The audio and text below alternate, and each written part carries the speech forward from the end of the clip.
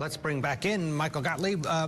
This grand jury request from the defense are asking to get the testimony from the detective that took the stand in the grand jury, but also testified at the bond hearing initially for Shannon Gardner, saying that he basically didn't tell the whole story. Well, you know, that's a lot of grand juries is not the whole story from a defense perspective.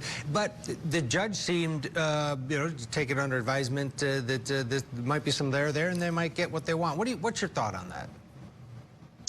So I think the judge is doing the right thing. The defense is doing a really good job of creating a due process issue when there might not be one there.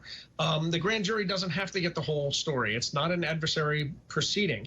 It's the state's opportunity to present the evidence that they want in order to try to get a conviction, or not a conviction, but a charge. And so the state did that. It didn't sound to me, even though the defense is claiming there's perjury, and you know, it didn't sound to me like there was perjurious testimony. And it's really difficult and unusual for a judge to invade the province of the grand jury. You heard the prosecutor say it's under seal. I don't have it. This is my recollection.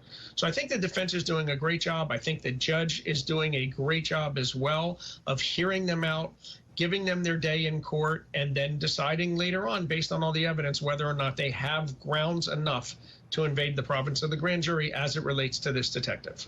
Yeah, and it also kind of threw out maybe the state's going to change their opinion, and it felt like the state just wants to see what's there as well.